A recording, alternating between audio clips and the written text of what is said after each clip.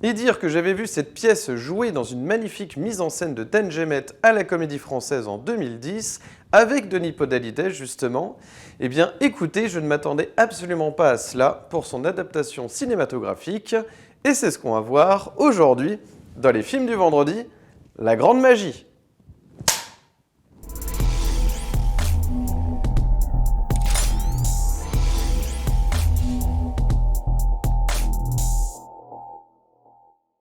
Salut à tous et bienvenue dans les films de vendredi. Aujourd'hui, il va être question de l'adaptation cinématographique de La Grande Magie, écrite en 1948 par Eduardo De Filippo, ce dramaturge italien qui est très connu, hein, c'est un peu le Molière italien, on le présente un peu comme ça en Italie, et c'est vrai que j'avais la chance, c'était fin 2009, début 2010, de voir la pièce mise en scène par Dan Gemmett à la Comédie Française, et justement avec Denis Podalides sur scène, dans la salle Richelieu. Et c'est vrai que c'était une grosse claque pour moi à l'époque. Alors en termes de théâtre, c'est vrai que je vais parler un peu théâtre aujourd'hui, mais c'est vrai que à l'époque j'avais découvert, étant étudiant en cinéma-théâtre, j'ai découvert La Grande Magie d'Eduardo De Filippo, et vraiment je dois avouer que sur scène, j'étais assez bluffé, moi qui vais davantage au cinéma qu'au théâtre, c'est vrai que là j'étais quand même assez bluffé, et je me suis dit justement peut-être qu'un jour, si jamais il y a une adaptation ciné, j'espère qu'elle sera réussie, qu'elle sera à la hauteur de l'œuvre. Voilà, et donc, en tout cas, je me suis dit ça ferait un bon film, voilà. Et c'est vrai que des années plus tard, nous sommes en 2023, donc 13 ans plus tard, je découvre cette bande-annonce, La Grande Magie. Déjà je voyais les affiches comme ça, je me disais... Ok, Noémie Lvovsky adapte Eduardo De Filippo, est-ce que ce serait pas ça? Et oui, comme par hasard, oui, c'était pas une coïncidence, La Grande Magie, bien entendu, l'adaptation de la pièce de théâtre. Alors, librement inspirée, nous dit l'affiche, donc évidemment, Noémie Lvovsky a pris des libertés, donc elle transpose son récit dans un hôtel des années 20. Nous avons aussi le nom des personnages, en fait, qui ont été complètement changés. Donc il y a quelques petits changements comme ça, mais c'est vrai que le terreau, quand même, de base est un peu là, cette histoire quand même complètement dingue de ce Charles, donc, qui est un mari jaloux, interprété par Denis Podalides, qui va profiter d'un séjour, c'est un peu un séjour de villégiature, on pourrait dire ça comme ça. Il va profiter de ce moment-là justement pour un peu surveiller sa femme Martha pour voir si elle ne serait pas tentée de voir un amant, si elle n'a pas quelqu'un, etc. dans un séjour de vacances. Voilà. Il se trouve que pendant ce séjour, un magicien, interprété par Sergi Lopez, va débarquer dans l'hôtel et proposer donc un numéro avec Zahira, donc c'est sa partenaire de scène, et je crois que c'est sa femme aussi dans la vie, interprétée par Noémie Lvovsky justement, qui s'offre un petit peu cette fantaisie, ce petit rôle dans son propre film. Et voilà, donc ils vont être, c'est un duo un peu comique comme ça sur scène, de magiciens qui font des tours, etc. Et c'est vrai que donc le soir de la représentation, il va y avoir ce fameux tour qui va faire disparaître la femme de Charles, interprétée par Judith Chemla. Voilà, donc elle va disparaître dans l'espèce de cercueil en fait que vous voyez dans la bande-annonce. Voilà, et donc du jour au lendemain, panique à l'hôtel, si j'ose dire. Voilà, Charles ne va plus rien comprendre à sa vie, sa femme est partie, mais elle a carrément disparu. Et c'est là que le magicien va lui proposer un deal, en quelque sorte. Il va lui dire « Non, mais tenez, prenez cette boîte, et si vous croyez fortement, si vous avez une pleine confiance en votre femme, vous pourrez la retrouver puisqu'elle est dans cette boîte. Voilà, donc le jour où vous êtes prêt à vraiment faire confiance à votre femme, vous pourrez ouvrir la boîte et la retrouver. » Donc voilà, il s'imagine vraiment qu'il commence à être convaincu petit à petit que sa femme est dans cette boîte. Voilà. Alors qu'au début du film, on nous introduit vraiment le personnage comme quelqu'un justement qui n'est pas crédule, qui n'y croit absolument pas à la magie, etc. Il trouve que c'est vraiment un truc d'entourloupe. Et d'esbrouf, quoi. Et puis finalement, il se laisse piéger par ce magicien. Alors, voilà, ça c'est le pitch, grosso modo. Après, c'est vrai que en termes de cinéma, alors là, vraiment, j'ai pas compris, parce que le film s'ouvre avec quelque chose de très enfantin, plutôt, vous voyez, ce côté vraiment poétique, enfantin, on dirait presque que c'est des dessins d'enfants, en fait, au début, avec cette espèce de rideau comme ça en animation qui s'ouvre et qui laisse place au cinéma, justement. Et c'est vrai que là, c'est là que ça commence à être un peu problématique, c'est que je trouve que cette mise en scène est vraiment peu inspirée, et vraiment, je ne comprends pas, le film ne démarre jamais. C'est-à-dire qu'on est constamment, en tant que spectateur, dans une attente que le merveilleux arrive, et tout est forcé, tout est un peu poussif.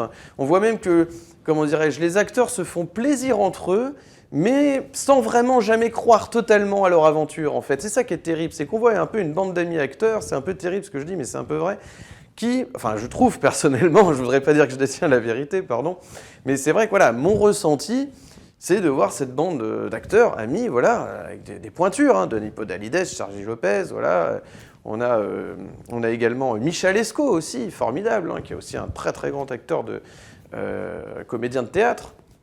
Vraiment, voilà, je l'avais vu aussi dans une pièce au Théâtre National de Chaillot, hein, dans Sextet. Voilà, c'était l'époque où je voyais beaucoup de pièces étant étudiant, de pièces de théâtre. Et c'est vrai que j'ai découvert beaucoup d'acteurs, de comédiens de théâtre, voilà, la Comédie Française, du Théâtre National de Chaillot, non, c'était du Rond-Point pour Michel Esco, mais voilà, j'avais une bonne connaissance en fait de ces acteurs-là, et je me disais, voilà, au cinéma, c'est vrai qu'ils se font rares. C'est vrai qu'on a vu Michel Esco quand même dans Les Amandiers de Valérie Bruni-Tedeschi. Mais voilà, donc il se fait quand même assez rare le Michel Esco au cinéma, donc voilà, je me suis dit, ça fait plaisir de le voir dans une adaptation d'Eduardo De Filippo, mais même là, je trouve que c'est un peu forcé. Voilà, il joue le gardien de l'hôtel, c'est un peu forcé. J'ai pas été emporté en fait je sais pas, au niveau cinéma, il y a des scènes qui sont accélérées. Alors je sais pas si c'est censé être comique. Je ne sais pas pourquoi, ça rappelle un peu effectivement le côté un peu burlesque du muet, on accélérait les images, mais comme il ne se passe rien et comme la scène n'est pas pensée, eh bien on accélère des images pour accélérer des images en fait. Et je vois pas ce qu'il y a derrière, je comprends vraiment pas les idées de mise en scène de ce film. Alors c'est aussi une comédie musicale, hein, je tiens à préciser, on a beaucoup de numéros musicaux. Qui ne sont pas des plus passionnants, je dois dire, bien que la musique de Feu Chatterton soit tout à fait soignée, il n'y a aucun problème là-dessus. Le thème principal, vous allez le retenir, hein, la chanson principale, celle de la bande-annonce à la sortie du film. Je me vois encore à l'avant-première à côté de Sergi Lopez, et justement, en sortant, il était en train de siffler encore la chanson derrière. C'est vrai qu'on la retient. Mais franchement, je ne vois pas où est la magie, et c'est quand même terrible pour justement l'adaptation de La Grande Magie d'Eduardo De Filippo, qui mêle humour cynique, qui mêle aussi fantaisie, magie, etc. Eh bien, nous ne voyons pas tout ça, et c'est quand même assez dommage, avec en plus un Denis Podalides qui fait tout ce qu'il peut, en fait, pour restituer une partition à peu près correcte, quand même, de sa trempe, en fait. Hein. Alors, il fait ce qu'il peut avec ce qu'il a, bien sûr, mais voilà, il essaye de composer vaguement un peu ce qu'il compose aussi quand il joue du Molière, vous voyez. Alors, j'avais vu une mise en scène, mais ça c'était qu'en vidéo, du Misanthrope, justement, avec Denis Podalides, et c'est vrai que voilà, il retombe un peu dans ses codes de comédien de théâtre, voilà, mais on sent qu'il y a un problème, je sais pas, de direction d'acteurs, c'est-à-dire que je sais pas, ou alors les scènes sont mal pensées. En fait, les scènes en termes de cinéma, je dis pas que la proposition de Lemie Lvovsky sur scène n'aurait pas de sens, il n'y a aucun problème là-dessus, mais je pense que clairement en termes de cinéma, elle n'a pas pensé son film assez en termes de cinéma, je trouve.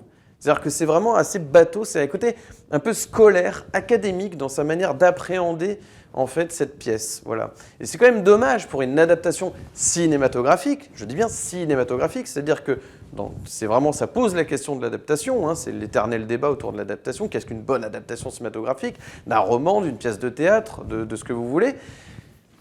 Le problème, c'est que justement, le cinéma, c'est censé apporter autre chose, en fait. Autre chose que justement ce qu'on a l'habitude de voir sur les planches. Voilà. Donc il y a un manque, il y a vraiment un manque de recherche, je trouve, en termes de cinéma, pour traduire cette aventure et la restituer aux spectateurs. Parce qu'attention, c'est que je ne doute pas que les acteurs sur le tournage se sont éclatés à le faire.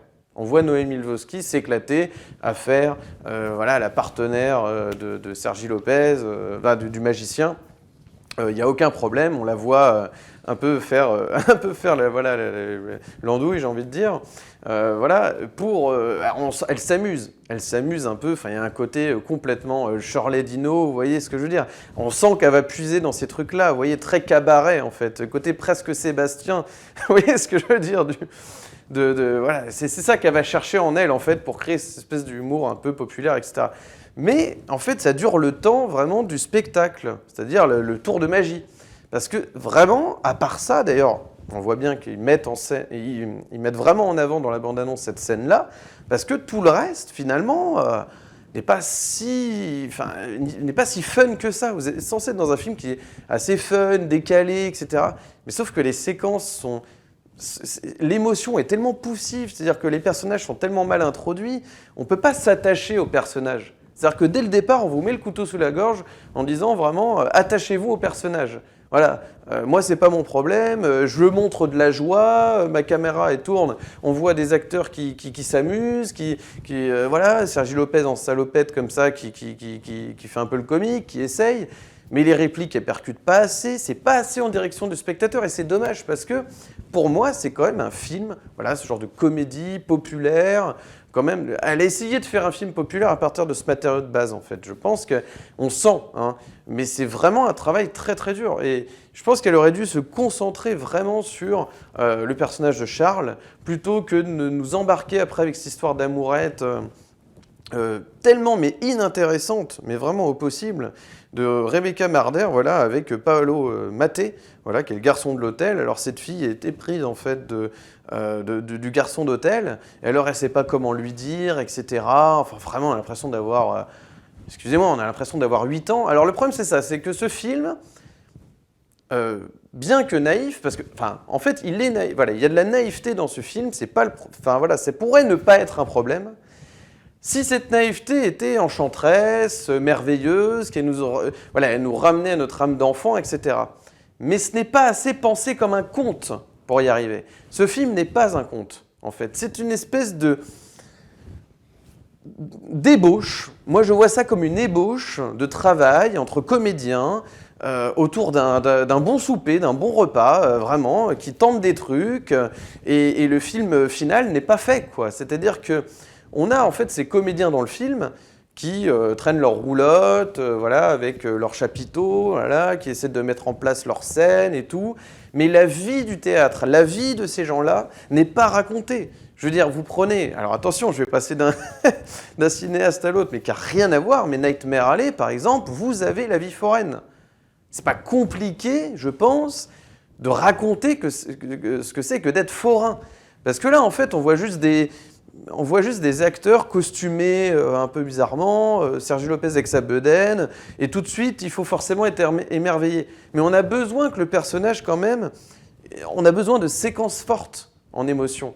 Parce que là, c'est vraiment, c'est décoratif ce film, et c'est dommage, parce que Noémie Lvovsky, quand même, une personne quand même, je sais pas, qui a dû quand même, enfin, c'est quelqu'un de très cultivé, qui s'est nourri de romans, de pièces de théâtre quand même, c'est quelqu'un qui est assez littéraire quand même, ça se voit, enfin, c'est une personne vraiment, voilà, assez cultivée, donc voilà, et on se dit, mais comment, avec toutes ces connaissances, ça, comment ça se fait qu'elle n'a pas plus de choses à dire, quoi. C'est-à-dire que vraiment, je ne sais pas si c'était une envie d'elle-même ou si c'était une commande. Parce que c'est vrai que c'est pas clair cette affaire. J'arrive pas trop à comprendre si c'est vraiment son intention personnelle de mettre en scène la grande magie. Est-ce que c'était son idée vraiment que ça bouillonnait en elle et qu'elle voulait transposer ça pour son nouveau long métrage, ou est-ce que c'est plutôt un film de commande avec des producteurs qui disent ce serait bien de retrouver comment dire, du film de genre, vous voyez ce que je veux dire, parce que j'ai l'impression qu'il y a un peu de ça quand on voit évidemment voilà, les trois mousquetaires qui vont ressortir en 2 parties,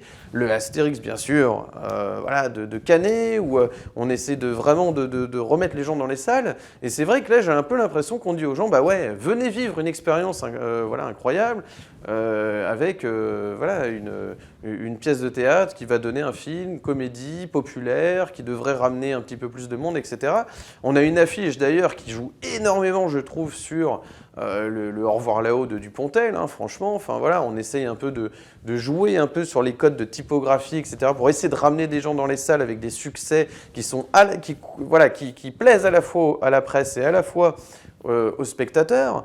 Voilà, je trouve qu'il y a un peu de tromperie sur la marchandise en fait, parce que c'est une espèce de pétard mouillé. Mais vraiment, hein, j'ai pas peur de le dire, ce film est un pétard mouillé. C'est-à-dire qu'il y avait vraiment matière à faire quelque chose de, je sais pas, de poétique, de merveilleux, qu'on nous raconte un conte, quoi, une fable. En fait, ce film aurait pu être une fable, un conte, et au lieu de ça, c'est, je sais pas, c'est une espèce de cabotinage bizarre. En plus, les acteurs n'ont pas grand-chose à manger, hein, faut le dire, à part Denis Podalides, mais c'est tellement lui tout seul à faire ses tirades et tout ça. Enfin, le spectateur s'ennuie quoi dans cette aventure. C'est tellement dommage. En fait, vous voyez ma déception. En fait, c'est ça. C'est-à-dire que je veux pas casser ce film. Je suis juste déçu. C'est-à-dire qu'en fait, je suis embêté parce que tous les acteurs, Noémie Lvovsky aussi, en tant que cinéaste, elle a fait Les Sentiments aussi, qui était très bon, elle a fait Camille Redouble, comme je le disais,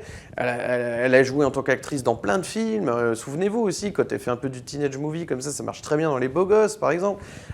Dans plein de films, en fait, elle est très bien, elle a fait je sais pas combien de films en tant qu'actrice, elle est très bonne actrice, même dans son propre film, mais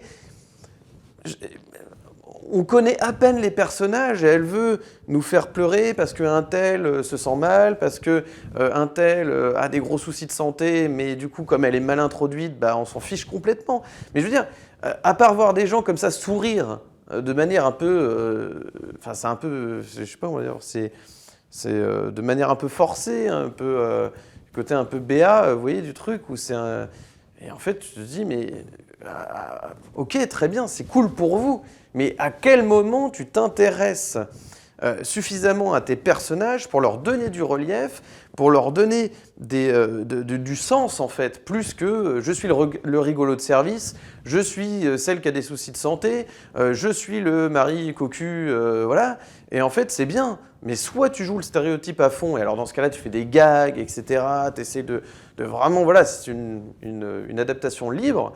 Ok, bah éclate-toi dans ce cas-là. Mais là, c'est tout en retenue. C'est-à-dire que vraiment, le fun, dès qu'il y en a un tout petit peu, c'est vraiment, voilà, c'est le maximum qu'elle peut donner, quoi. C'est-à-dire vraiment le numéro de magie, quoi. Il n'y a pas plus de magie que ça en dehors de cette séquence, quoi. Sur 1h40 de film. Donc écoutez, ce sera tout pour moi. Pour la grande magie de Noémie Lvovsky. Si vous avez aimé cette vidéo, n'hésitez pas à mettre un petit like, de vous abonner, d'activer la cloche pour ne manquer aucune de mes nouvelles vidéos et de me suivre sur Instagram, Steph_LFDV. N'hésitez pas à m'ajouter sur Instagram afin d'être tenu informé des prochaines vidéos sur la chaîne et tout simplement pour accéder à mon contenu. Je vous remercie vivement d'avoir visionné cette vidéo. Pour les nouveaux arrivants, eh bien écoutez, coucou à vous. N'hésitez pas à vous abonner, à mettre un petit commentaire, ça permet de continuer le débat autour des films que j'analyse. Je suis d'ailleurs très impatient de vous parler d'After Sun, j'espère que j'aurai l'occasion. C'est vrai qu'il y a beaucoup de sorties en ce mois de février. Voilà, j'aimerais beaucoup faire une vidéo sur After Sun. Donc voilà, ça viendra probablement très prochainement. Hein. Je vais essayer de faire le plus de vidéos possible en ce mois de février. Voilà, donc écoutez, eh bien, ce sera peut-être pour la prochaine. En tout cas, restez connectés, restez informés sur les réseaux et écoutez, moi, il ne me reste plus qu'à vous souhaiter un excellent vendredi, un excellent week-end et d'ici la prochaine vidéo, comme toujours, n'oubliez pas, prenez les films pour ce qu'ils sont. Allez, ciao!